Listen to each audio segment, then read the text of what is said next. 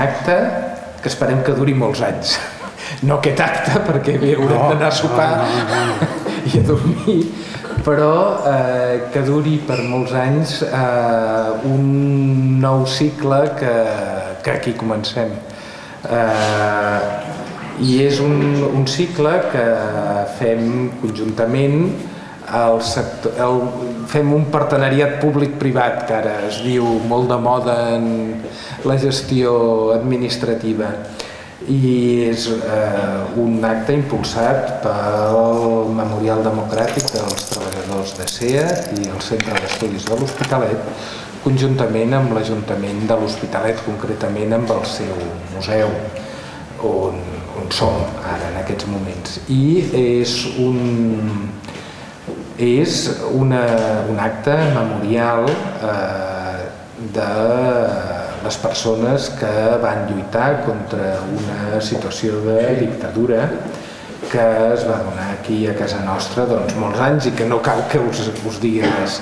En aquest sentit, nosaltres volíem, o jo volia agrair molt especialment al Centre d'Estudis per una renúncia que ha fet, que és, des de feia molts anys, el dia 15 d'octubre, el Centre d'Estudis feia una conferència per honorar la memòria del president Companys.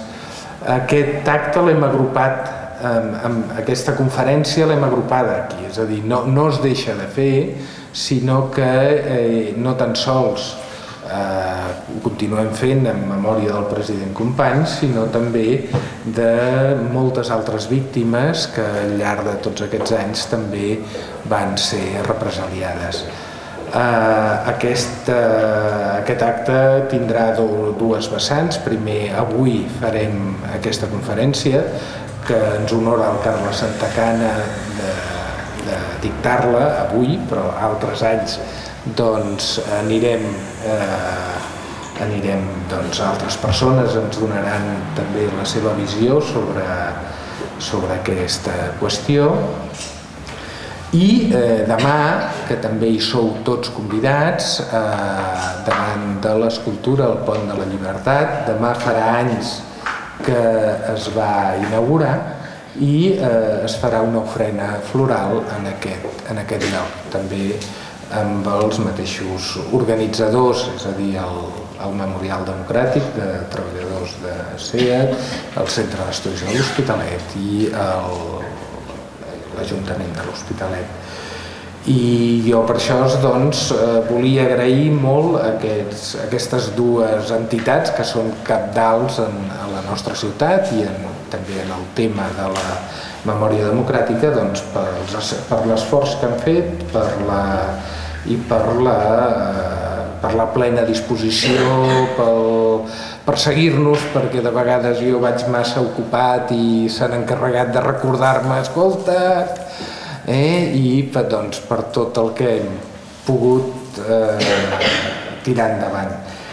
I per últim, bé, aquest nou cicle d'actes comença amb una conferència de pes, una mica per marcar també doctrina, i en aquest sentit el Carles, el doctor Santagana, que aquí present, ens ajudarà a marcar l'abast científic, l'abast històric de què volen dir aquests termes, des de la seva experiència durant molts anys aquí a la ciutat i també des del Departament d'Història Contemporània de la Universitat de Barcelona, del qual ell, per exemple, és el cap del departament. I per tant, des d'aquesta doble vessant d'estudiós del tema d'hospitalenc i de professor universitari en aquest tema, ens donarà la seva visió sobre la memòria i la història, és a dir, aquesta dicotomia que de vegades hi ha problemes, hi ha com s'engranen aquests dos conceptes, doncs penso que aquesta conferència serà molt il·lustrativa. I ja sense més, ja deixo de xerrar. Després, si voleu fer alguna intervenció, doncs evidentment no hi haurà cap problema. I bé, doncs ja sense més preàmbul, doncs ja li passo la paraula a ell. Molt bé, bon vespre a tothom. Avui, diguem, quan em van dir de participar en una cosa que és solemne de títol, el Dia de la Memòria Democràtica, i ser la primera edició, doncs em vaig plantejar què podia dir, si explicar algunes coses sobre el període del franquisme a l'Hospitalet, o fer alguna altra cosa. I al final em vaig decidir per fer una altra cosa, que és aquesta que he titulat El passat entre la història i la memòria, conscient que m'embolicava una mica, diguem, una mica bastant. Però que em semblava que precisament a l'Hospitalet, on des de fa molts anys hi ha hagut tot un treball al voltant d'aquests temes de la memòria, em sembla que està bé recordar que el 1997, quan ningú parlava encara de memòria històrica, va fer un ple per homenatjar la lluita antifranquista. Això va ser en aquell moment absolutament pioner. El mateix any 97 és quan es van començar a fer les conferències en honor de Lluís Companys, és a dir, que hi ha una tradició que valia la pena intentar de fer una reflexió una mica per intentar saber per què som on som, per què som on som ara, per què, no cal llegir tots els diaris de la primera pàgina a l'última per saber les polèmiques que hi ha en relació, per exemple, a qüestions com les del Born, Franco, Samaranch, etc., que surten constantment. I aleshores plantejar-se això, unes reflexions al voltant d'aquests usos del passat. I per això he posat el passat el primer de tot, perquè en realitat el passat és la matèria primera, sense això no fem res. Ni hi ha història ni hi ha memòria. Ha d'haver passat alguna cosa, hi ha d'haver els precedents, aquest moment en el qual girem la mirada. És un passat que és ineludible, n'hi ha sempre, vulguem o no vulguem, sense el qual ni les persones ni els col·lectius tindríem identitat. Per això és tan important. Les polèmiques que hi ha al voltant de la memòria, de la història, del passat, en definitiva, és perquè aquest és un element de la nostra identitat. Insisteixo, tant sigui personal, del grup més pròxim, dels amics, de qui sigui, o de la col·lectiva, nacional, estatal o la que vulguem. Però tots fem també en la nostra vida particular, i això és fàcil de, diguem, si fem un petit exercici de sinceritat amb nosaltres mateixos, tots esborrem coses, tots, si amb el pas del temps alguns aspectes, esdeveniments que es van produir, que van ser molt importants en un moment, ara ens sembla que potser no ho eren tant, és a dir, aquesta memòria, nosaltres actuem també sobre aquest passat, no sé si l'alterem, si el manipulem, conscient o inconscientment, però nosaltres interactuem amb aquest passat. És a dir, el que va passar sí que seria, si poguéssim, diguem, posar-lo dins d'una urna o el que sigui, seria aquella peça estàtica, seria allò. Però nosaltres el que fem no és això, nosaltres ens el mirem. I ens el mirem i cada vegada que ens el tornem a mirar no el mirem exactament igual. No vull dir que el mirem a l'inrevés, però no el mirem exactament igual. Som selectius. Som selectius en aquesta mirada i per això oblidem o inventem selectivament. I a vegades hi ha aspectes que no hi havien donat importància que de cop i volta resulta que eren allà i ara esdevenen molt importants. Com que això passa fins i tot, insisteixo, en la nostra vida personal, per això el passat aixeca passions. I els exemples que posava abans em sembla que ho certifiquen. I aguditza les sensibilitats, de cop i volta, però per alguns hi ha una cosa que no és gaire important, per uns altres és vital, és fonamental que s'aclareixi. Tothom parla del passat i al mateix temps tothom diu que s'ha de mirar endavant. Malfieu-vos de tots els que diuen que s'ha de mirar endavant. No perquè no s'hagi de mirar endavant, però perquè quan diuen només s'ha de mirar endavant, en realitat el que fan és amagar que ells també tenen una visió del passat. El que passa és que no la volen dir, o la volen camuflar. I llavors diuen, mirem endavant. És que ells no volen, és que ells no tenen història? No perquè no tindrien identitat. Tenen una, que ens agradarà o no, però en tenen, no? El dissabte, això podríem estar 50 hores parlant d'exemples, però dissabte passat, a La Vanguardia, hi havia un article de Francesc Granell, que comença, per si algú no ho sap, dient, per donar autoritat a tot el que explicarà després, que és acadèmic de la Real Acadèmia de Ciències Econòmiques i Financeres, no sé si s'ha de dir firmes, diguem, però ens diu això ja per imposar el principi, i és acadèmic de Ciències Econòmiques i Financeres, però l'article es diu Franco i companys, o sigui, ja veiem que va d'una altra cosa.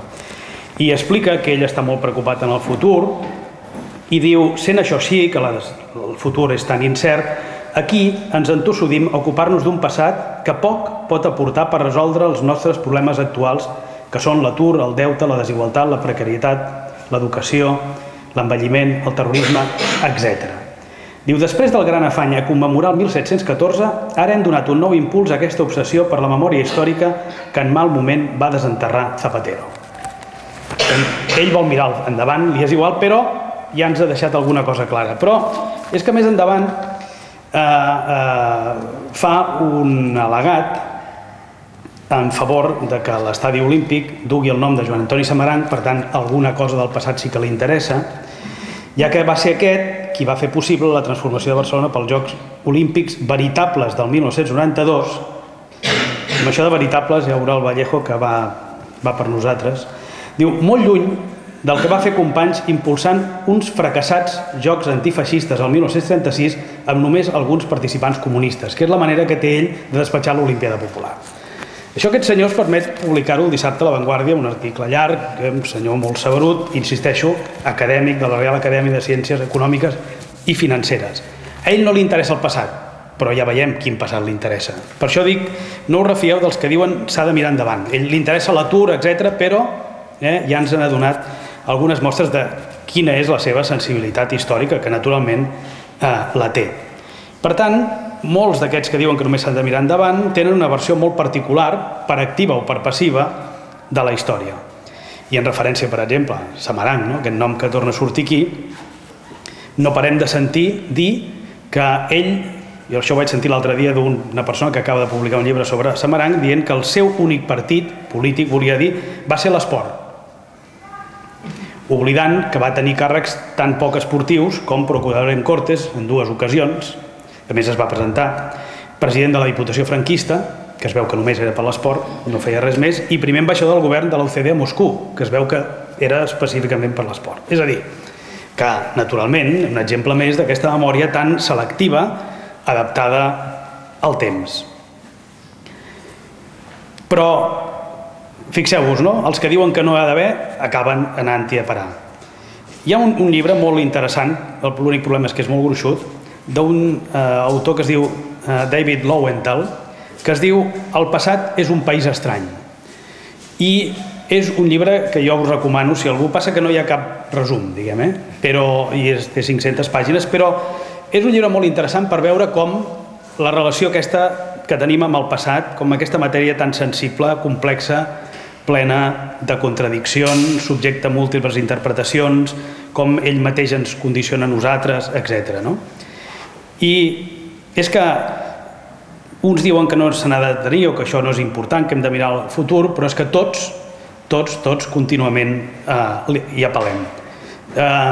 Fins a l'organització més petita que existeixi, un club de petanca, a la que fa 10 anys, fa un sopar, el que vulgueu, per celebrar els 10 anys.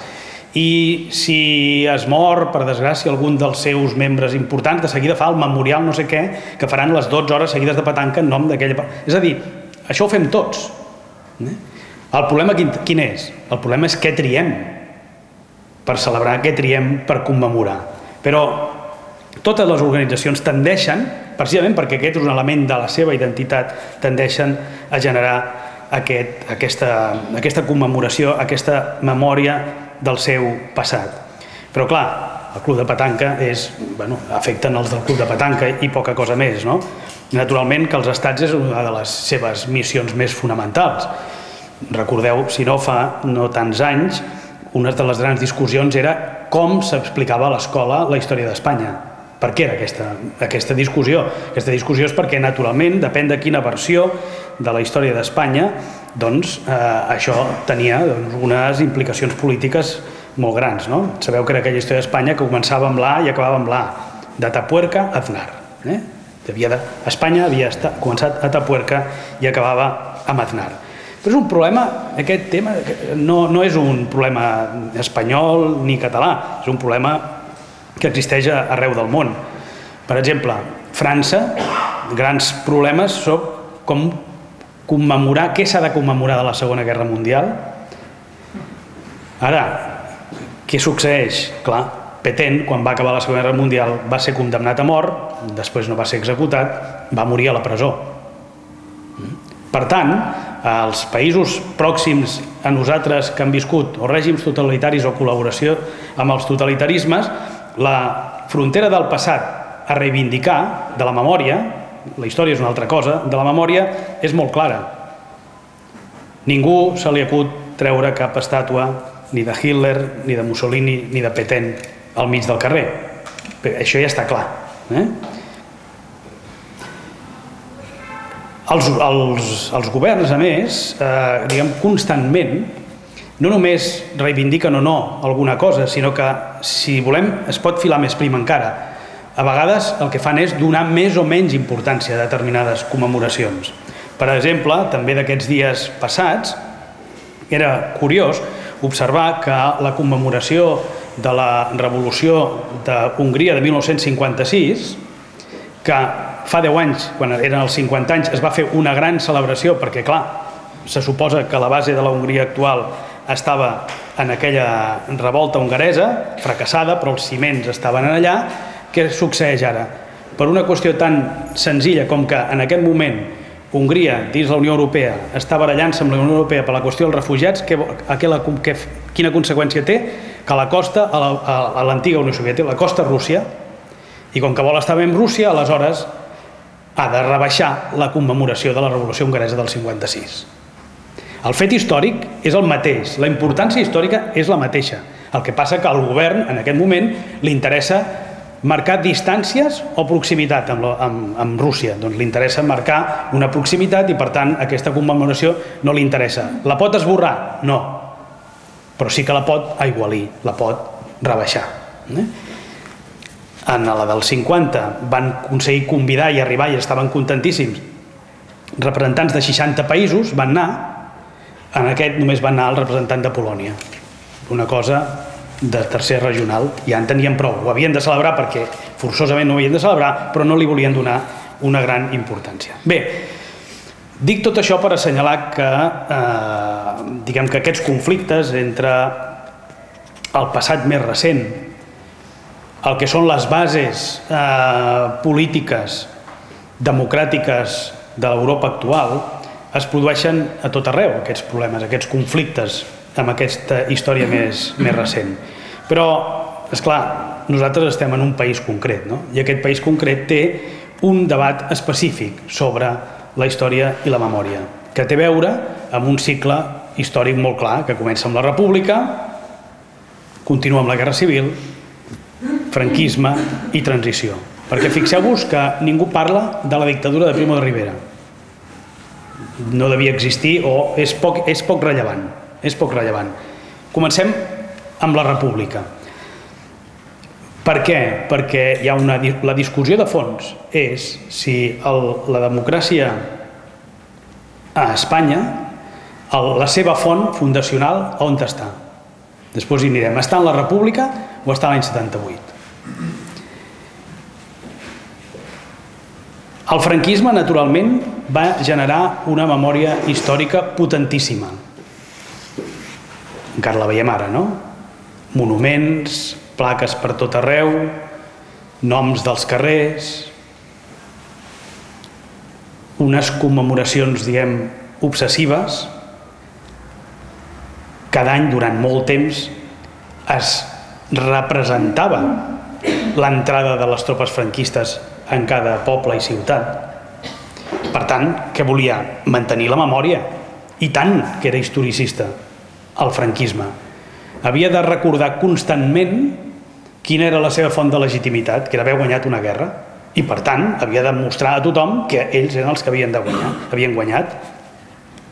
Fins i tot quan, amb el pas del temps, van intentar donar la volta a l'argument, almenys en la nomenclatura, 1964 es commemoren els 25 anys de paz, que vol dir 25 anys des que vam guanyar la guerra. En realitat volia dir des que vam guanyar la guerra. No? Per tant, el record a la guerra era constant. Adoctrinament, cal dir, a les escoles, etc. I, si voleu, la quintessència de la perpetuació física, no? El Valle de los Caídos. Això ha sigut una guerra, per això hi ha morts, aquí n'hi ha molts, doncs farem un lloc on hi haurà morts, a mansalva, perquè es vegi que això van en sèrio, era una guerra, i que la vam guanyar nosaltres. I per tant, que quedi constància per sempre més. El problema quin va ser aleshores? El problema és que davant d'aquesta acció tan brutal, continuada, de tants anys, jo ara no faré, per no allargar-me, però una vegada ho vaig fer, ja ho vaig fer aquí, en una altra xerrada, la Maria Campmany deia que no s'havia de dir que el franquisme va durar des de 1939 fins a 1975, sinó que s'havia de dir que va durar el 1939, 1940, 1941, 1942, 1943, fins a arribar al 75, perquè a vegades dit així ràpid sembla que són menys anys. No, dir-los tots. Aleshores prendre consciència del que significa això, que va molt més enllà, naturalment, d'una generació. Doncs bé, ara no ho faré, però si tenim aquesta idea al cap, això durant tants anys, això fet amb totes aquestes manifestacions més evidents, però fetes també després a partir del que sembli normal, és a dir, que el franquisme era lo normal, i de fet per molta gent era lo normal perquè és l'únic que havia viscut. Va néixer, o si no va néixer havia nascut una mica abans, però va créixer, es va formar, etc. Doncs això evidentment té una força importantíssima a les persones. Doncs el problema quin hi ha? Que quan arriba la transició és evident que aquesta memòria que ha generat el franquisme no desapareix de cop i volta. Però no és que no desaparegui, que podem comprovar amb els noms dels carrers, amb monuments, etc. Sinó que hi ha un problema que és més profund que aquest, que és com desapareix mentalment. I aquest és més difícil d'avaluar, naturalment. Però fixem-nos només d'entrada amb les aparences. Esclar, aquí la qüestió fonamental, i per comparació amb el que deia abans, quan parlava de Hitler, de Mussolini, de Pétain, etc., esclar, aquests és evident que van perdre. Franco va morir al llit. I, per tant, aquí comencen tots els problemes. Comencen tots els problemes perquè hi ha un procés llarg, conflictiu, molt més conflictiu del que se'ns ha explicat, de la transició. No va ser una bassa d'oli. I aquesta transició efectivament substitueix un estat dictatorial finalment per un estat democràtic, vull dir, equiparable als estats europeus, això és cert. Ara, que fes això, estructuralment, no vol dir que de cop i volta es construís una memòria democràtica, perquè, en definitiva, com van explicar, de la legalitat a la legalitat, i la primera legalitat és la de la Guerra Civil, no és una altra, no és la legalitat republicana, és la de la Guerra Civil. Per tant, què va passar? Que en el moment de la transició, per exemple, des del punt de vista de la historiografia havia avançat moltíssim, hi havia una historiografia democràtica, consolidada. És evident que hi havia historiadors franquistes encara, el Ricardo de la Cierva i alguns altres, aquests continuaven sent-hi, però hi havia un discurs, a més, historiogràficament modern, més potent, jove, de la historiografia democràtica.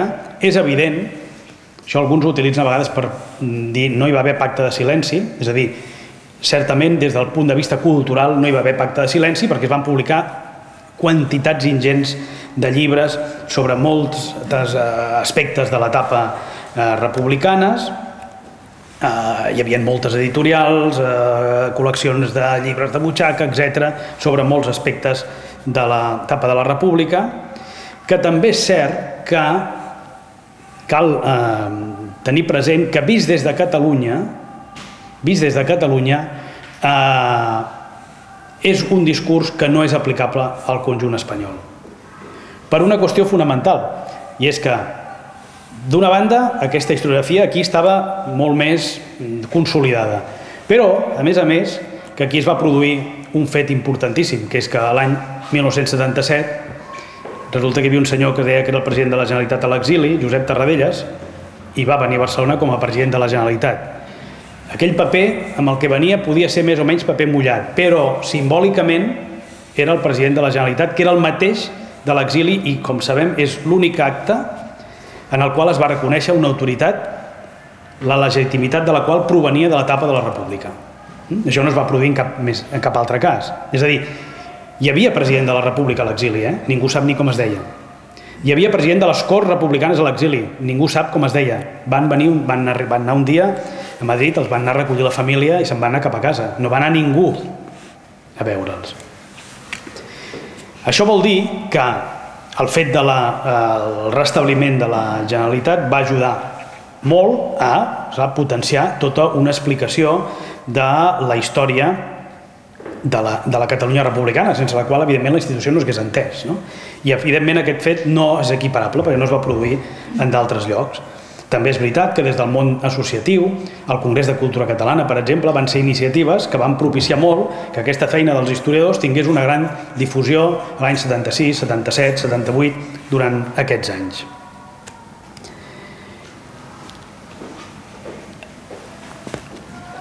A banda d'això, la recuperació del passat republicà va ser només simbòlic en petites excepcions. Per exemple, va ser molt important, des d'aquest punt de vista, simbòlic el retorn del Guernica. Naturalment que sí. Però això era una operació que sabien que tenia una enorme transcendència perquè era una transcendència internacional pel fet del potencial que arrossegava qualsevol cosa relacionada amb Picasso i perquè el bombardeig de Guernica era reconegut internacionalment. Però això no va significar mai en cap cas el reconeixement de la lluita antifranquista. Fins i tot, el màxim el que es va produir des del punt de vista polític va ser l'amnistia. I l'amnistia sabem que té diverses fases i que va deixar de banda alguna gent a la qual no es va aplicar mai, com per exemple la Unió Militar Democràtica, perquè afectava el moll de l'os del règim, que eren els militars.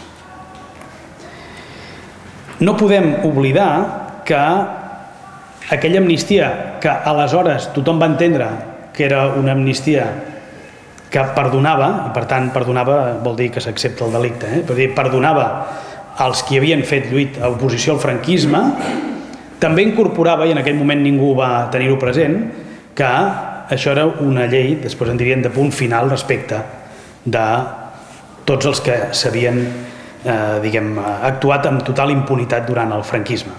I això en aquell moment ningú a l'oposició ho va tenir present, però és una realitat palpable. Aquella amnistia tenia dues cares i una era pels franquistes, que naturalment no van aixecar la veu per dir-ho, precisament perquè eren els grans beneficiats d'aquesta operació. Amb el discurs oficial del consens i de la reconciliació era un discurs que deixava de banda absolutament la memòria republicana i que no combatia la memòria franquista. La deixava, diria, en stand-by, la deixaven allà, banalitzada, com si no tingués importància, però no té importància quan aquella societat ha estat 40 anys escoltant la mateixa? Doncs clar que té importància perquè, segueix fent el seu curs. I convé amb aquest contrast també, insisteixo, bastant important entre el que va succeir a Catalunya i el que passava en el conjunt d'Espanya és que l'any 1975, 1976 i 1977 el llibre més venut a Espanya van ser els llibres de Fernando Vizcaíno Casas, que, si si no recordeu, era un escriptor franquista que durant la transició, a més, el que feia era gala d'aquest franquisme enrient-se de la transició a la democràcia, no? Aquell que havia de fer tremolar les cames de tots els demòcrates, que era el tercer año resucitó, volent dir, espereu que ara ressuscitarà i ja veureu el que us passarà. Amb to burlesc, però això ens indica fins a quin punt la mentalitat franquista era present en sectors molt importants de la població. Per això segurament no hi va haver batalla de la memòria. L'oposició el que va fer va ser intentar guanyar, adequar-se, aquí cadascú valorarà com li sembli, al canvi institucional. Que hi hagin eleccions, que en les eleccions es pugui presentar tothom, no? I que d'aquestes eleccions en surti un Parlament, que després hi haurà una Constitució, etc. I que a poc acabem institucionalment amb el franquisme. Però la memòria forma part de la mentalitat, de la cultura, i, evidentment, aquí hi va haver un discurs que era el dels historiadors, el del món de la cultura en bona mesura, però no institucional. Les institucions, les noves institucions, no van fer res per generar una memòria democràtica. Del passat, sí, com Granell deia ara, doncs del passat més valia no parlar-ne. I això es va estendre d'una manera molt gran. Per tant, no hi havia pacte de silenci, però sí que hi havia una certa amnèsia, o s'intentava implicar una certa amnèsia.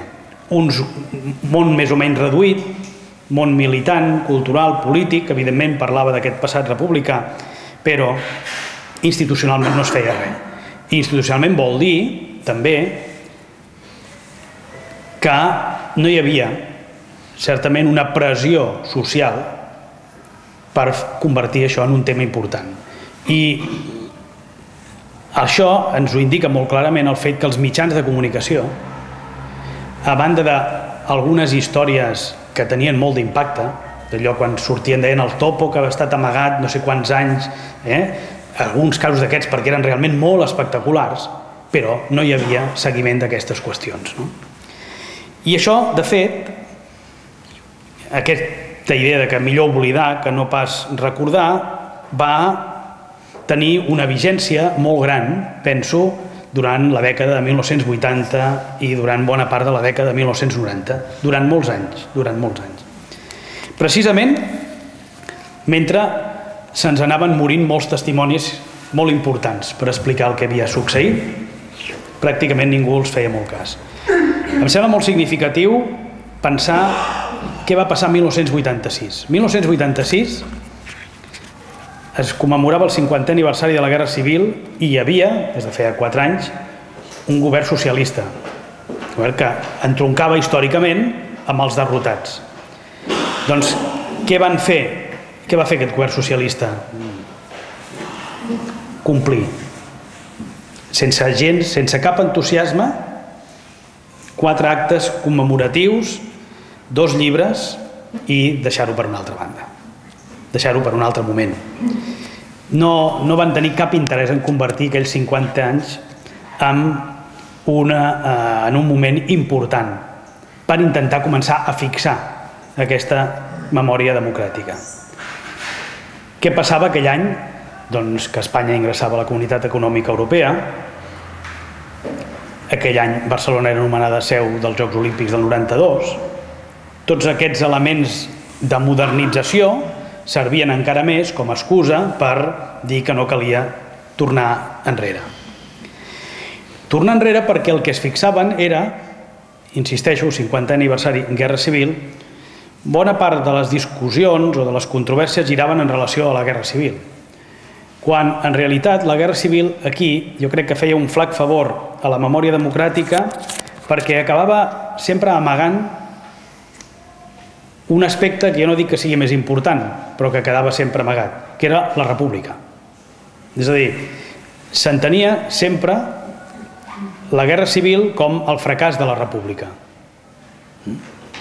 I, per tant, la república com a tal, el que va significar acabar amb el sistema de la restauració, establir un sistema veritablement democràtic per primer cop, just en un moment en la conjuntura en què Europa anava just al contrari, l'Europa dels totalitarismes, doncs la valoració de què significava aquesta segona república evidentment no es feia. I era molt fàcil carregar-se-la perquè va fracassar. Va fracassar és una cosa o la van fer fracassar? Són coses diferents, no? Doncs la segona república havia fracassat. I, per tant, insisteixo, doncs, quedava absolutament amagada en aquest context.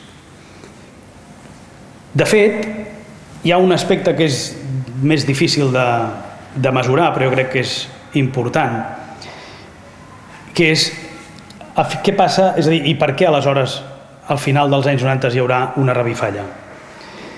Hi ha diverses qüestions. Una és molt clara. L'arribada d'Aznar al govern l'any 96, per què? Perquè arriba al govern? No, perquè arriba al govern i perquè es nega, persisteix a negar-se aleshores, d'una manera més clara, a condemnar el franquisme. A l'any 96, l'any 97, l'any 98, l'any 99, fins al 2002. Això genera en una esquerra que, diguem, havia quedat políticament molt tocada per la victòria d'Aznar, doncs això vol dir que provoca aquesta negativa a la condemna del franquisme, diguem, encén, allò estava mitja somort, mig apagat, doncs de cop i volta dona molta rellevància política a la lectura de la història, que havia quedat al marge de la discussió política durant molts anys. Penso que, paradoxalment, Aznar és dels que va fer més per generar un interès per la història recent del país. I deia que hi ha un altre element més difícil de valorar, que és el relleu generacional, perquè clar, això no passa ni un dia concret ni una hora concreta, no? Però és evident que l'interès de noves generacions que formulaven preguntes, sobretot preguntes sobre la transició, que eren preguntes incòmodes, perquè per la mateixa generació que havia viscut la transició es donaven per resoltes, però més aviat, diguem, mal resoltes, però és igual, que no calia, és això, donar-hi més voltes, i en canvi era la pregunta dels nens o dels borratxos, no? La pregunta que és la innocent però és la forta, de veritat, no? Llavors preguntàvem per com havien passat moltes coses i per què aquest desinterès per a aquestes etapes democràtiques anteriors. I aleshores això va provocar que fossin moltes vegades nets els que començaven a fer aquestes preguntes incòmodes, a interrogar. Em sembla molt significatiu, i això ara és un element molt concret, d'això no podem fer, diguem, una teoria, però és molt significatiu que quan l'any 2000 es produeix l'exhumació de la fossa del Bierzo sigui un dels nets dels morts el que ho havia, diguem, el que va remoure tota aquella operació, que no sé si recordeu, però en aquell moment això va tenir un impacte brutal, un impacte impressionant. I un impacte que va fer que, aleshores, aquest relleu generacional, l'interès de sectors d'esquerra que havien girat la mirada a la història durant molt temps i l'obsessió d'Aznar i el PP per no condemnar el franquisme, aquesta combinació d'elements va donar una enorme importància a uns moviments memorialistes, que de cop i volta van descobrir que també hi havia uns historiadors i va començar a haver una feina conjunta, a la qual és importantíssim, perquè tingués un efecte social, el fet que els mitjans de comunicació per primera vegada van començar a entendre que aquí tenien un filó d'històries. Perquè al darrere, i aquí jo crec que hi ha la part, diguem, també humana, que era molt important, perquè al darrere de la lectura política que hi podem fer sobre aquestes qüestions es començava a parlar de noms i cognoms de persones. Aquest net que buscava l'avi, es deia quin era el nom de l'avi, de què treballava, com el van matar, quina relació hi havia hagut amb les famílies dels que l'havien mort, com era la vida en un poble després que hagués passat això, etc. I això feia que hi haguessin unes històries personals d'una enorme potència, que ningú entenia perquè no s'havien fet 500 novel·les i 2.000 pel·lícules sobre això, perquè realment tenen una força colpidora molt gran. Tot plegat, això va situar-nos en una nova fase, que és quan neix el que hem anomenat la memòria històrica, d'aquests moviments socials que reivindiquen que s'expliqui què va passar al passat, i no només que s'expliqui, sinó que hi hagi, que és el que havia fallat més en l'etapa de la transició, que hi hagués la rehabilitació, que hi hagués la compensació, que hi hagués el reconeixement, molts aspectes estrictament morals, però que es produís tot això, que es poguessin localitzar les persones que havien mort i que estaven enterrades en fosses comunes, etc.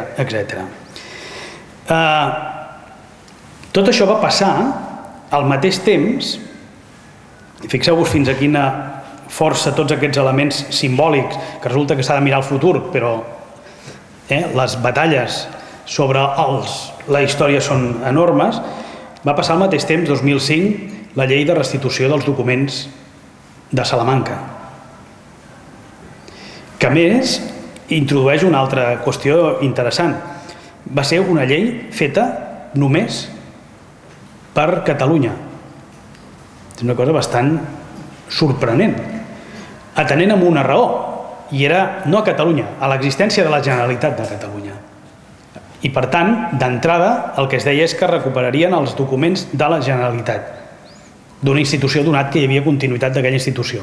Després hi havia un articlet petit que deia i també es podrà tots aquells particulars, entitats, etc., que tinguin o hagin tingut residència a Catalunya, etc. Però que, de fet, el subterfugi per fer una llei aplicada que només afectava els papers catalans era el fet que existia la Generalitat.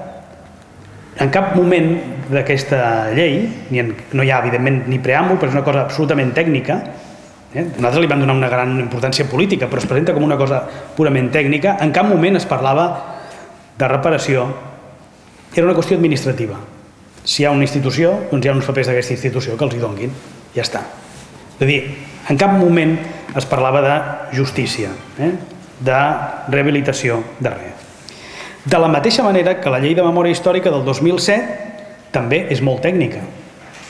En canvi, és molt diferent del 2007 la llei de creació del Memorial Democràtic, perquè la llei de creació del Memorial Democràtic del 2007 introduïa, per exemple, frases com dir que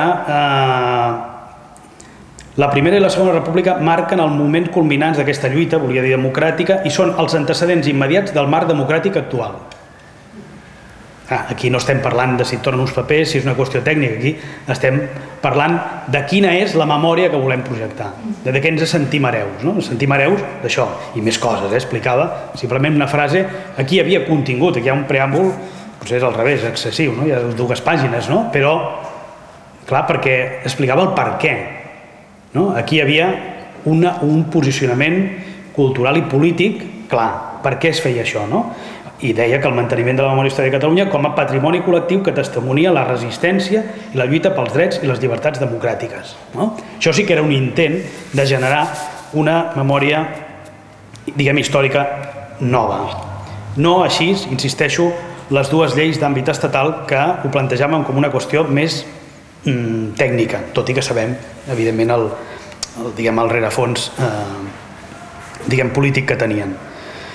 En definitiva, que l'any 2002, finalment, el PP d'Aznar, amb majoria absoluta, condemnés per primera vegada a les Corts espanyoles el cop militar de Franco i parlés que s'havia de fer el reconeixement moral dels perdedors, que recolzarien l'obertura de fosses i l'ajut econòmic encara als nens de la guerra o exiliats que poguessin haver, no va ser prou, mantingut en el temps perquè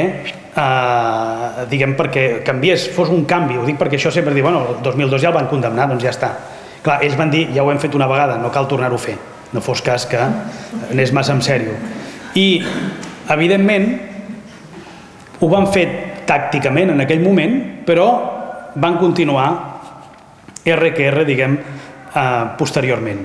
I em sembla molt significatiu, un moment molt important, 2006, quan en el Parlament Europeu es va fer una declaració sobre el cop d'estat del general Franco a Espanya, 70 anys després, el juliol del 2006.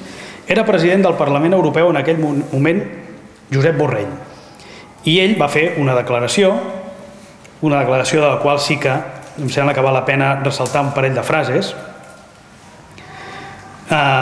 perquè en una primera ell reconeixia, com a membre de la generació que havia fet la transició, diu solemnament allà en el Parlament Europeu, la generación de españoles que protagonizamos la transición a la democracia, diu, una transición considerada modélica, pero cuyo éxito necesitó de olvidos selectivos o de aplazamientos de la memoria, que ahora emerge, en 2006, en un proceso de recuperación que llena las librerías y se plasma hasta en leyes. És a dir, ell mateix reconeixia que no havien, en el moment de la transició, havien hagut de fer això que diu olvidos selectivos.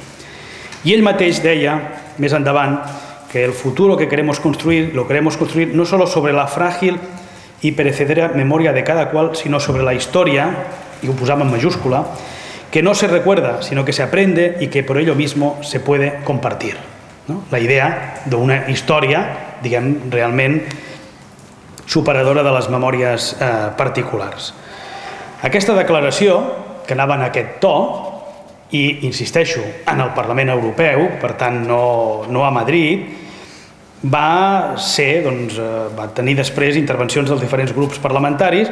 El grup parlamentari del Partit Popular Europeu la va fer Jaime Mayor Oreja, del Partit Popular, que va votar en contra, naturalment, però a més va fer que parlaven d'altres coses, perquè va dir, quiero subrayar que nuestra posición, que no va dir en aquell moment però va votar en contra, se fundamenta esencialmente en el pleno respaldo y apoyo a los valores de reconciliación, de superación de un trágico pasado que fueron los que impulsaron la transición democrática y que culminaron en la Constitución de 1978.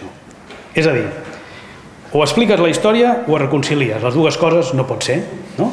Ell era claríssim, l'afirmació, diguem, era, en aquest sentit, és cristal·lina. Los valores de la reconciliación, de superación de un trágico pasado. Però, com que ell no volia parlar d'això, tot i que la intervenció no era gaire llarga, això és simplement, va dir això i de seguida va dir, y justamente un día como mañana, hace 30 años, el presidente del gobierno de España, Adolfo Suárez, tomaba posesión de su cargo i va parlar de que l'OCDE ho havia fet molt bé. Això és tot el que tenia a dir, insisteixo, al Parlament Europeu, que la cosa representa que hauria de ser una mica més seriosa, a una declaració sobre els 70 anys del cop d'estat militar. Això és 2006. Que condemna el franquisme? No, ni condemna ni condemna, ell està en unes altres coses, no? La superació, etc. I Suárez era fantàstic. Això, 2006. Per tant, el valor d'aquella condemna que havia fet el 2002 el PP a les Corts Espanyoles doncs és un valor relatiu.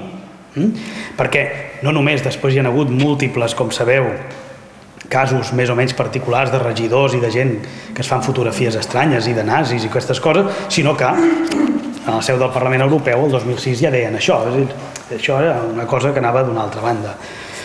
Naturalment, no era només la memòria protagonitzada pels partits, sinó que també, certament, en relació a aquesta banalització del franquisme, impulsada des del PP o mantinguda des del PP, i sorgia, quan ja pensàvem que la historiografia franquista havia mort, però s'havien mort, vull dir, ells, diguem, els historiadors franquistes, la majoria per edat, vaja, doncs resulta que en reapareixen d'alguns nous, més joves, fins i tot el cas més extraordinari, el de Pío Moa, que era un membre del Grapo i que a la presó va veure la llum i es va convertir en un franquista convençudíssim i que a partir de 1999, les dates, diguem, lliguen perfectament, comença a publicar una pila de llibres que podria haver, diguem, simplement posar la firma amb els llibres que havien escrit als anys 40 i 50, que diu el mateix.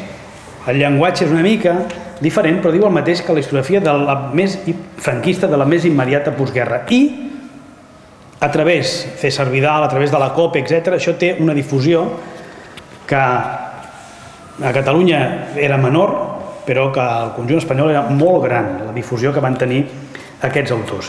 I van arribar, no només tenien aquesta via comercial, que sinó fins i tot la Real Acadèmia Espanyola, de la història, quan va fer el seu diccionari biogràfic, com sabeu perquè va haver molta polèmica, quan van haver d'escriure la biografia de Franco, doncs li van encarregar un medievalista, que per això era Franco, que es deia Fernando Suárez, perquè era un franquista absolutament convençut i va fer aquella biografia que va fer saltar tot pels aires. Però la van fer, la van publicar amb subvenció del govern, etc. Per tant, la banalització, el fet de que, bueno, és igual, tampoc no va ser tant, és a dir, aquest tipus de coses impensables en altres llocs, en aquest país, han anat succeint. De fet, Zapatero, com sabeu, va ser molt i molt criticat arran de la llei de la memòria històrica, i hi ha una perla que jo considero que és el que explica tot, o bueno, explica molt, d'un article de Luis María Anson el 2005,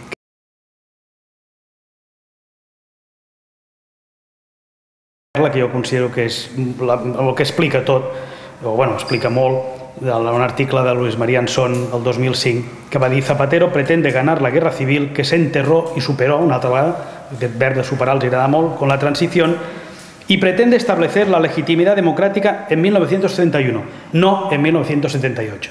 I aquesta, de fet, és una de les claus fonamentals. Tot comença al 78. No cal que parlem de res anterior. Tot comença al 78. Bé, en definitiva, les negatives a aquest relat històric democràtic, amb el reconeixement del paper de la República, és el que ha obligat a la societat civil a fer més del que farien en altres llocs. En altres països l'Estat s'ha ocupat molt més d'aquestes qüestions perquè hi ha unes línies clares que dibuixen quina és la història, no diria oficial, sinó la història assumida col·lectivament. Evidentment, amb totes les matitzacions i les interpretacions que vulgueu, però la història assumida de manera més generalment. Aquí això no ha passat i, per tant, ha obligat a forçar aquest paper de reivindicació, de reconeixement, d'homenatges, etc., a persones, a institucions que l'havien d'haver rebut fa molt més temps i a situacions que s'haurien d'haver resolt també fa molt més temps. Per tant, aquest auge de la memòria democràtica, aquest impuls ciutadà, ha estat importantíssim perquè sobretot ha mantingut en constant interès pels mitjans de comunicació. Jo insisteixo molt en això perquè jo faig llibres d'història, com tots els historiadors, però no se'ls mira ningú i l'important és, en canvi, quan això traspassa aquesta frontera i arriba a la gent a través d'això, dels grans mitjans, i això és fonamental. També exposicions, altres formes de difusió, la memòria ha aconseguit també que hi haguessin més recursos econòmics per difondre aquestes qüestions, etc. Per tant, ha estat un element importantíssim de dinamització també de la pròpia historiografia. Ara bé, com deia abans, com que aquí tenim prou experiència, em sembla, en el cas de l'Hospitalet, sí que volia també fer unes referències al final sobre limitacions, que també ens ha portat, jo diria, veure'ns obligats a fer aquest model. D'una banda, quines limitacions? La més important per mi, és que es pugui, no dic que succeeixi sempre, però que es pugui confondre la memòria i la història. I hem dit abans, hi ha tantes memòries com persones o grups, que les memòries són importantíssimes, poden ser tan parcials com vulguis i són legítimes, no hi ha cap problema amb això, però no poden substituir la història col·lectiva, que és més complexa, que és més contradictòria, etc. Després jo crec que hi ha una limitació que sí que s'ha de posar molt sobre la taula i que jo crec que vist des de la historiografia és important, des de la historiografia contemporània, i és que, per exemple, quan el Memorial Democràtic va establir un període concret, i aquest període concret és 1931-1980, com els períodes a estudiar, analitzar, difondre, etc. Esclar, això significa deixar de banda els altres períodes de la història, que són també molt importants. És curiós que el mateix Memorial Democràtic en el preàmbul parli de la Primera i la Segona República. Ja sabem que la Primera República va durar 11 mesos, però hi ha uns precedents democràtics molt importants, no amb la Primera República, sinó abans, i a la primera, els primers terç del segle XX, abans de la proclamació de la República, que han quedat molt bandejats. Hem entrat molt en el cicle històric aquest, que he dit que és molt important, de república, guerra, franquisme, transició, però, en canvi, això és una limitació respecte a les etapes anteriors. A la pràctica, això, a més, està suposant, i evidentment no era cap propòsit dels que han fet això, no? Però està tenint un efecte col·lateral, segur no desitjat, que és que ara a les universitats no tenim ningú que sàpiga segle XIX. Jo ho dic de veritat, No. Ara quan, per exemple, pregunten per la guerra del francès i no tenim especialistes en aquests temes perquè han anat quedant molt arraconats, i des del punt de vista no ara de la memòria democràtica, però sí de la història de Catalunya i d'Espanya, doncs clar, això és important, o que expliqui el sexenni democràtic, doncs tenim dificultats, perquè tothom ha tendit, lògicament, a estudiar aquests temes que tenen una difusió més gran, no? Per tant, aquest és un efecte no desitjat, però que jo poso sobre la taula perquè és real, no? I després també té una altra limitació, que és que, com que, diguem, hem anat fent homenatges, fent exposicions, fent sobre qui? Sobre aquells que hi ha algú avui aquí que els reivindica, que és lògic. Però, i qui no els reivindica? Per exemple, en la història contemporània de Catalunya va ser molt important el moviment rabassaire. I no podem oblidar que l'octubre del 34, amb els fets d'octubre, un dels motius de l'aspecte més social va ser el conflicte rabassaire. Que si va haver un enfrontament institucional entre el Parlament de Catalunya i el Govern de la República va ser per un conflicte social, que era el conflicte rabassaire. Però clar, com que ara no hi ha rabassaires, ningú els reivindica, ningú demana que es faci una gran exposició sobre el moviment rabassaire, o que seguim pensant en aquesta idea falsa de que el món rural era conservador. Però clar, ara no hi ha rabassaires, no? Per tant, ningú els reivindica. I en canvi, el pes històric que tenen és molt important, no? De la mateixa manera, per exemple, segur que si entréssim en una quantificació d'activitats que s'han fet en aquests últims anys, doncs trobaríem que, i proporcional, insisteixo, en el pes que van tenir històricament, doncs el moviment anarquista ha estat relativament poc tractat. Per què? Perquè l'anarquisme ara no té gaire pes i, per tant, té menys força a l'hora de reclamar que s'analitzi o es difongui la realitat històrica de la CNT, per exemple. I en aquest element crític, per exemple, i situats a l'Hospitalet, home, jo crec que és lògic que hagi passat, però que al mateix temps valdria la pena tenir-ho present de cara al futur. És clar, com que la major part del moviment memorialístic ha estat centrat en persones que van actuar a la ciutat a partir dels anys 60, doncs això vol dir que l'interès per períodes anteriors hagi quedat bastant disminuït. Per exemple, a mi em sembla que no hauria de passar molt temps sense que el Ramon Frontera, l'alcalde de l'etapa de la República, tingui un llibre com es mereix. I no, per què? Doncs perquè, no sé, els d'Esquerra no ho saben, pel que sigui, és igual. Però no hi ha hagut, en aquest sentit, no tenir ningú que el reivindiqui ara, o Carles Martí Facet, que va ser conseller de la Generalitat, etc. Tenim alguns personatges locals que van ser importants, però que ara ningú els ha reivindicat i ha volgut, doncs, m'agrada que el Joan Camós fa molts anys que diu que ho farà, però no l'ha fet encara.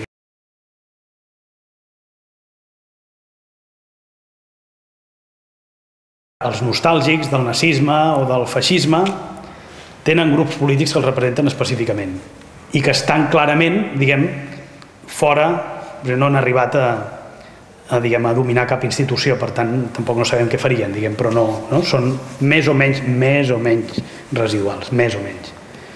Però en el cas espanyol la qüestió és més complexa perquè aquests mateixos posicionaments estan dins d'un partit que sí que mana, que no sabem si tenen més o menys pes, si són els majoritaris o no, però que tenen un pes dins aquest partit que mana.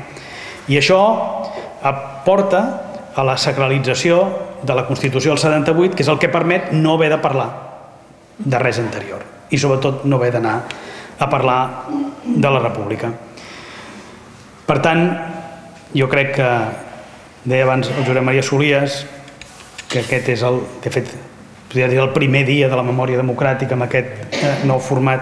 Se n'hauran de fer tants com calguin, perquè caldrà continuar fent memòria que cohesiona els grups amb la idea que hagi sent cada cop més integradora i posar per sobretot els valors democràtics i alhora fer una història rigorosa, complexa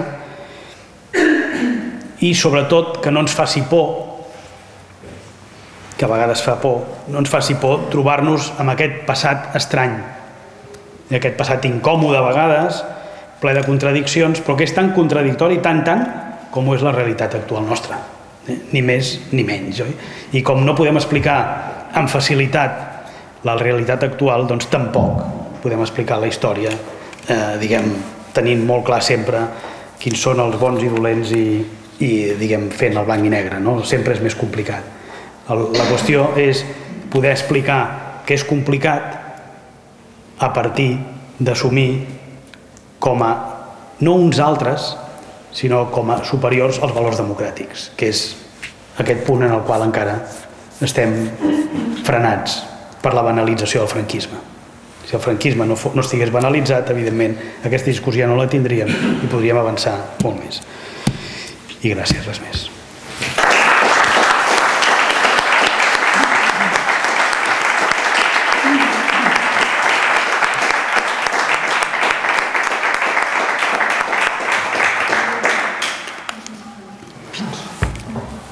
Moltes gràcies, Carles. Una conferència magnífica que penso que ha posat els focus on realment està la recerca i on està la memòria i on tenim els problemes de definició, i teniu els problemes de definició, els professionals de la recerca de la història i aquest encaix que de vegades és també molt imperfecte amb aquest moviment memorialista que la societat civil i l'administració ha de posar pel davant i que encara queda molta feina, queda per una banda molta feina de reparació de les víctimes i d'altra banda queda molta feina de recerca històrica, científica, contrastable amb tots els ets i uts. Jo també, si algú vol fer alguna pregunta, per al·lusions en Joan Camós, primer has d'acabar el nomenclàtor, però hem de d'això.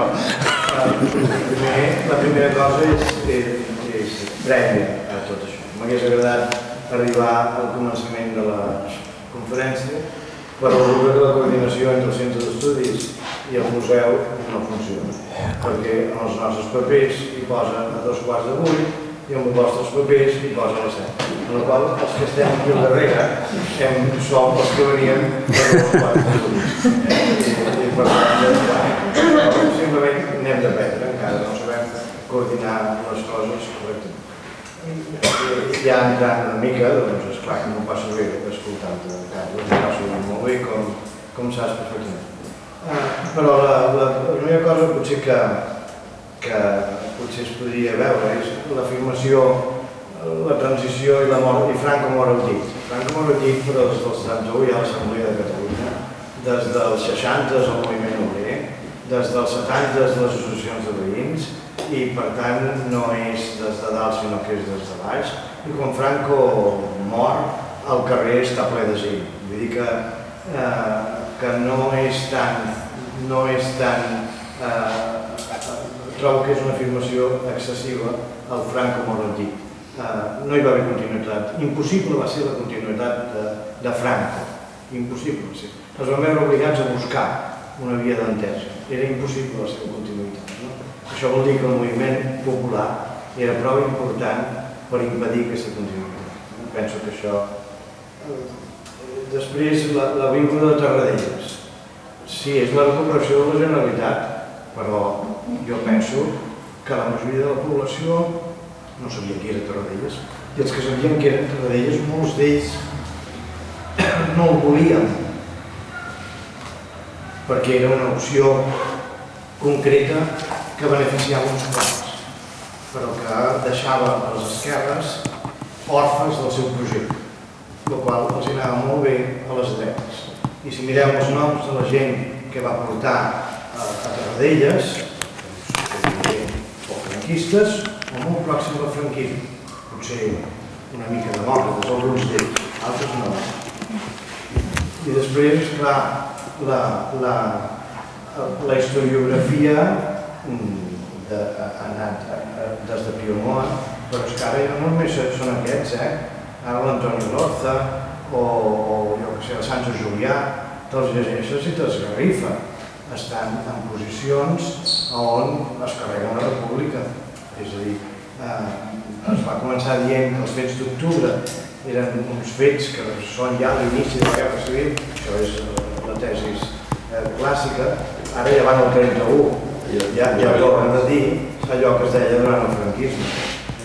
Per tant, i després, clar, el fet que guanyi el PP aquí no, o aquí també, no?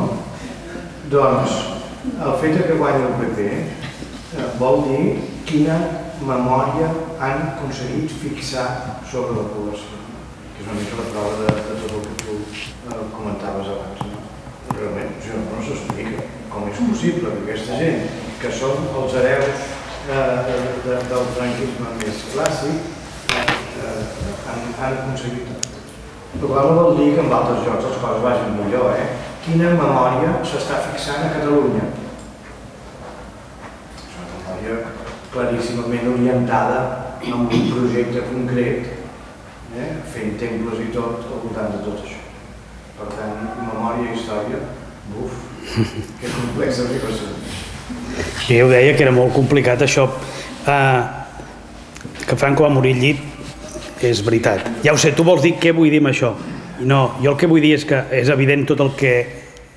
És a dir, que hi havia una mobilització ciutadana en uns llocs més que uns altres, això també és cert, a la segona meitat dels 60, sindical, etc., això és evidentíssim, que això impedeix la continuïtat del franquisme, això també és evidentíssim, però que això, el que provoca en el tema que que intentava explicar ara, vol dir que hi ha un circuit de memòria democràtica i d'historiografia democràtica, renovadora, etc., que per on va? Va per aquesta via de l'Assemblea de Catalunya, del Congrés de Cultura Catalana, especialment, d'aquest tipus de qüestions, molt vinculada també tant a la universitat com en àmbits locals, etc. I que això va fent, i d'aquí surt l'avenç i d'aquí surten tantes coses, però que institucionalment l'estat franquista, amb Franco mort, és un estat que manté, escolta, el Yugo i les Fletxes a la Gran Via de Madrid fins a l'abril del 77. 77. Abril del 77. Cap problema. Existia encara la Secretaria General del Movimiento, el Yugo i les Fletxes, aquelles de no sé quants metres, bestial, a la Gran Via de Madrid. És a dir, que institucionalment no hi ha una substitució de la memòria franquista. A l'any 76 es va fer festa el 18 de juliol, en Franco mort. Es va continuar fent. És normal, s'ha fet sempre. No, sempre des que va. No? És a dir, això, la banalització del franquisme, el considerar normal, etc., implica aquestes coses. Per tant, institucionalment, clar, hi ha dos plànols. Un és l'institucional i l'altre és el ciutadà. I després hi ha un altre, que és el dels mitjans. Abans hi he fet molta referència en sentit positiu, però també, quan tu ara deies això del PP, clar, què retraten no els documentals històrics, perquè els documentals històrics els mira la gent interessada en història. I els documentals històrics poden ser, per regla general, bastant correctes. El més important no és això, el més important és quina visió de la història dona, per exemple, en l'àmbit espanyol, Cuéntame. Això és el que és important, perquè això és quan tu no estàs teòricament aprenent història, i t'expliquen vides de gent i aquest que s'enamora i l'altre que no sé què, etc., que en realitat t'estan donant una determinada visió històrica de la manera, això, més banal, teòricament, però que és la que et queda. Això és el que té més efecte sobre la població. Perquè a més, algunes vegades s'ha dit, i què expliquen els llibres d'història? Escolta, els llibres d'història ho expliquen molt bé des de fa molts anys. O sigui, els nois i noies de les escoles que arriben als temes d'aquests tenen uns llibres que són magnífics. Però no ara, des de principis dels 80, no hi ha... Perquè, clar, a més això ha de passar un procés d'homologació i això és molt correcte ara. Això és una via. Però la via que arriba més gent no és aquesta, és una altra.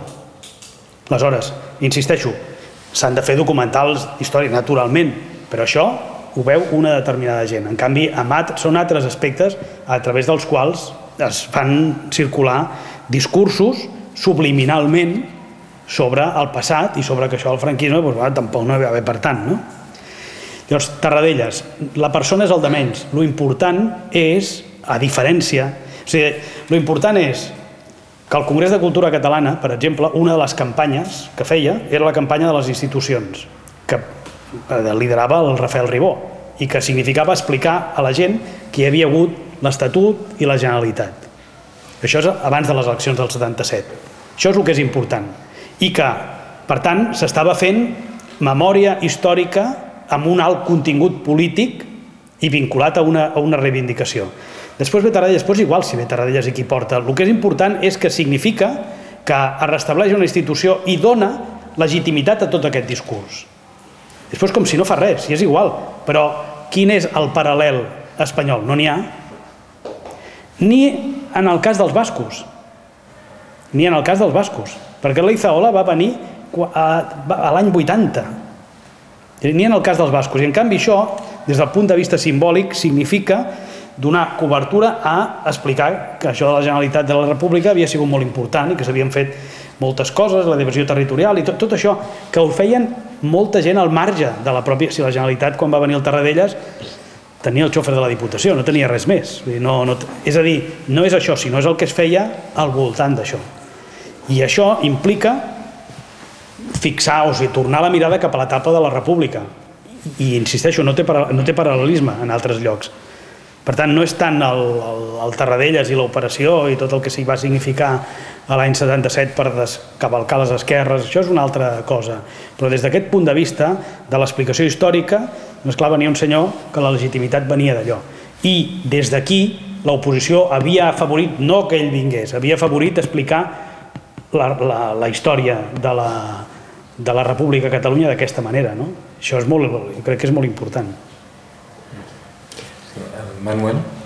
Jo volia comentar, baixant el focus en tota aquesta història, jo ara faig memòria, la meva memòria selectiva, i recordo que a l'inici de la transició, l'any 77, sí que hi havia si més no, ja digués la memòria. Jo recordo a l'Interviu hi havia uns reportatges extraordinaris, no sé si estava l'Albert Solís de director, no sé qui, i això ho van tallar. També, per exemple, us puc explicar una anècdota personal, i és que, tot just començar la democràcia, la meva mare i la meva tia, i més gent, van ser capaces d'organitzar un monument allà a la fossa comuna de Baeza, del cementiri de Baeza, on era el seu pare, el meu avi, i que, per cert, és divertit perquè era del PSOE-UGT i el fiscal del seu judici era un García Valdecasas. Per tant, un dels moments històrics actuals, aquestes referències històriques. Tot això es va aturar. És a dir, jo no sé si algú s'ha mirat si realment hi va haver un moviment de voluntat de recuperació de la memòria en aquells primers moments i si va haver alguna mena de toque de pito, de firmes o de no sé què, no sé qui se va carregar l'Albert Solís de l'Interviu, no sé si en algun moment algú va dir ja n'hi ha prou de fer aquestes coses, perquè jo no conec en cap altre lloc que es fes un monument com aquell. No sé si tu tens coneixement. No. El que és cert és que en aquell moment, per exemple, pocs dies abans de les eleccions del juny del 77, el governador civil a Barcelona, el Sánchez Terán, va ordenar cremar tots els arxius de la Falange. I a més ho ha explicat ell, ho té escrit, vull dir que no se n'amaga.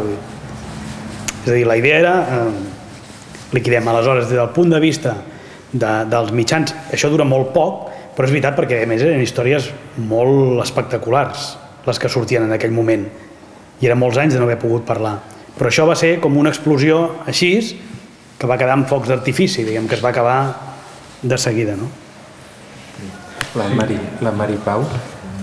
A mi, últimament vas donant voltes, oi? Com que et vas fent gran, vas donant voltes i cada vegada tens més memòria i més història i més el que vulguis. Però jo estic pensant que la transició encara no s'ha acabat. Ens la volen acabar, ja es va fer la transició.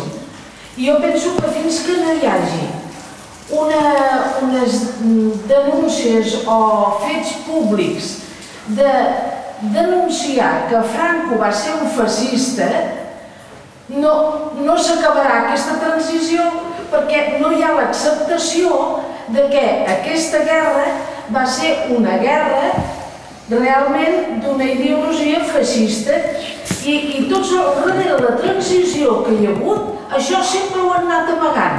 Jo penso, carai, no ens sortirem d'això i no hi ha cap partit d'esquerra que s'atreveixi a dir que el temps de Franco va ser un temps feixista.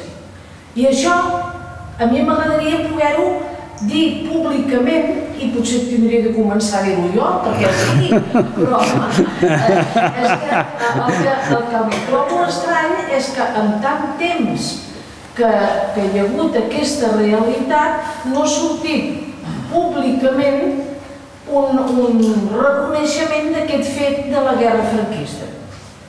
No. El que passa que jo crec que la transició és aquella i es va fer d'aquella manera i la podem analitzar, estudiar, valorar, etc. però el que pugui haver ha de ser una altra cosa, diguem. Ja la transició aquella ja és... No, però és que ens han tallat... Bueno, però va ser... Jo més d'una vegada dic, senyor, tantes passejades que vas fer cantant llibertat, amnistia, estatut d'autonomia anaven fent. I dius, ostres, tu com ens van ensarronar amb aquesta amnistia? Quina mentida ens van dir, perquè ara diu, no, això està amnistiat, no es pot mirar, això deixo a part perquè...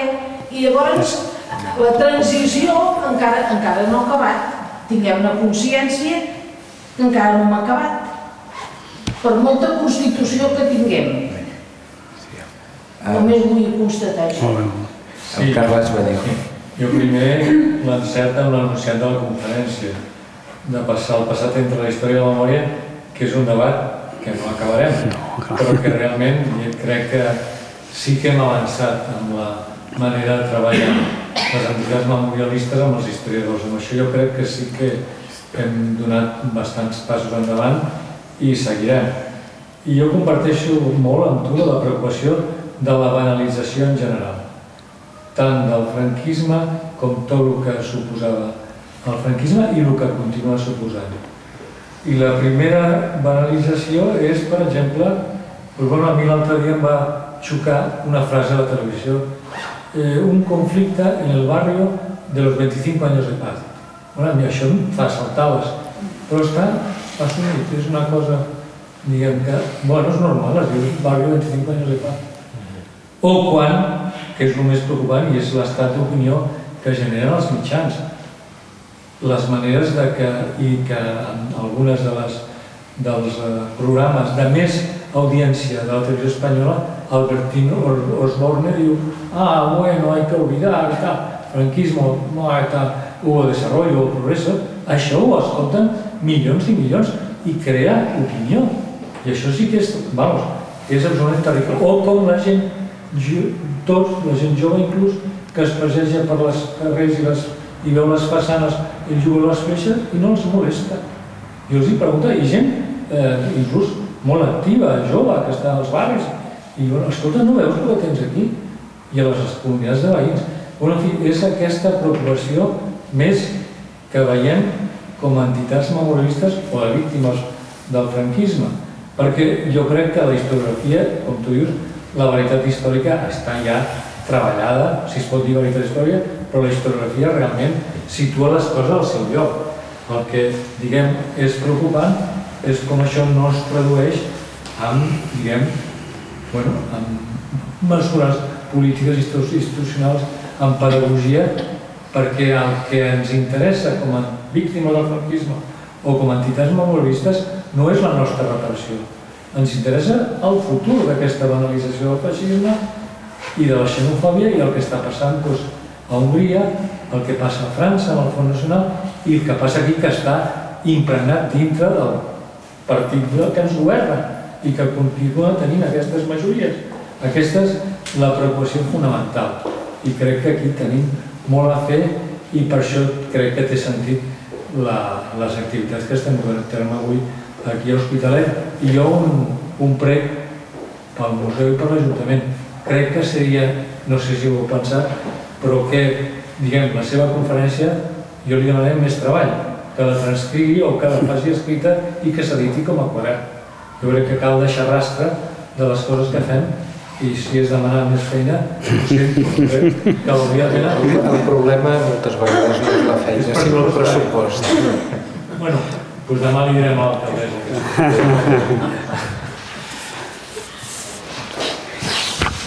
No, bé, vaja, amb el Carles estem... Jo estic d'acord també amb això que has dit de la relació de les entitats i els historiadors. A més, per exemple, en el cas de l'Hospitalet, des del principi, quan va sorgir tot el grup primer l'Hospitalet antifranquista, de fet va sortir dins del centre d'estudis amb l'Institut, va dir que hi ha hagut una relació sempre molt fecunda, diguem, per les dues bandes i jo crec que aquesta és la via, no? Per això jo he fet també alguna apreciació crítica que em sembla que ens la podem permetre precisament perquè hi ha un treball sòlid fet ja abans, diguem, no? Aleshores hem d'intentar plantejar-nos això d'avançar, no? I bé, jo només d'això, que és el de el franquisme sociològic pot arribar a impregnar fins i tot violentament d'això, perquè tu quan deies, les excavacions del Bierzo, de les exhumacions, les excavacions van acabar en què els arqueòlegs els van apedregar als veïns. I això no és en el moment en què van començar estic parlant de fa 2 anys, quan van intentar continuar. És a dir, com que jo també he fet alguna cosa d'arqueologia de la repressió, no té a veure amb això. Jo faig coses d'inquisició espanyola, però en tot cas que aquesta... parlo del segle XVI i XVII, és el més modern que faig, però és a dir, en aquest cas que... És a dir, moltes vegades la reacció no és tan sols aquest franquisme sociològic de menyspreu o d'això, és a dir, que hi ha reacció violenta, activa, és un output positiu, és a dir, apedregar els arqueòlegs, no donar-los menjar, etc. És a dir, que de vegades aquestes coses també són... que aquestes coses passen actualment i per tant també és la revifalla ideològica de determinats llocs. I a banda de l'speech, que no era tant una pregunta, doncs bé, en tot cas ja aquí donem per acabat aquesta conferència que bé, a mi m'ha agradat molt i crec que a vosaltres també, i si no, pobres, que digueu el contrari, i en tot cas us emplaço a tothom demà pròpiament a aquest acte més de memorialístic que tindrem en el monument i esperem no equivocar-nos d'hora ningú. Doncs molt bé, no me la sé, exacte, si ara jo dius ai, bueno, doncs molt bé, moltes gràcies per haver vingut a tots.